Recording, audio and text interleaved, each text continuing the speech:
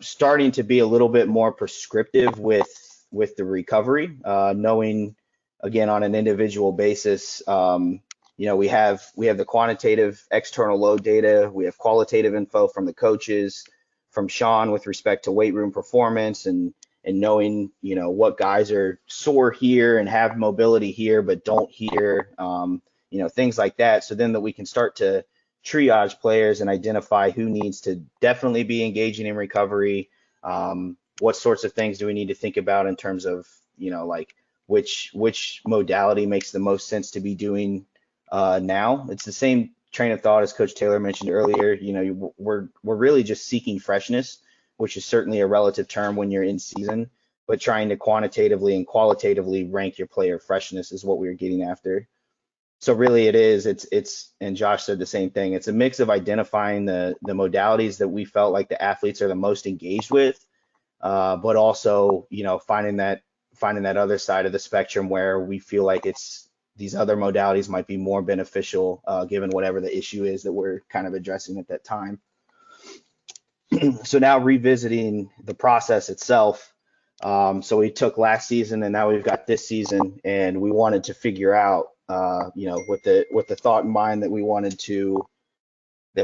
to improve in-season monitoring, wanted to assess the efficacy of that. So in order to do so, this is just a real simple, I don't want to get into the meat and potatoes of this analysis you see here, but what we're looking at is whether or not each individual athlete saw a change in their workload profiles in the days leading up to a game. So these are 5 of our athletes. Then we wanted to compare pregame workload profiles from last year to this season. So in that chart on the top, the larger the slope in the line, that means that there was a greater positive change in the workload profiles for each athlete. Notice that all 5 of these athletes have a positive slope going up and to the right, which ultimately, in my mind, means mission success. Match paired analysis on the entire team also showed that there was a statistically significant difference from the last season to this season. P was less than 0.01 in that regard. And then obviously over on the right, there's a lot of contextual stuff that goes into team success, but just comparing towards the end of the season as we came down the home stretch, especially in a rigorous Big 12 schedule, comparing team success in February and the end of the season last year compared to this season.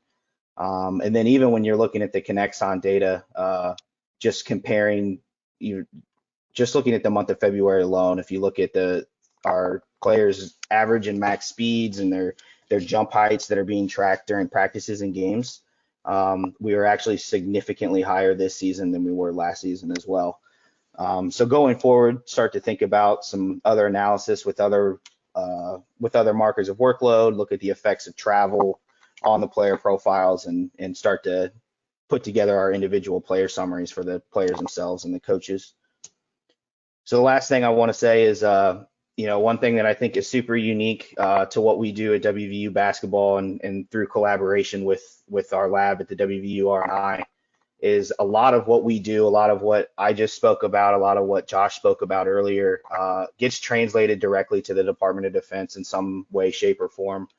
So on a daily basis, a lot of these decision making and data visualization and the way to translate big data to practitioners, in real time almost on a daily basis is getting translated to DoD entities all over the world, which I think is something really cool, something I think we take a lot of pride in, and just something I thought was worth sharing.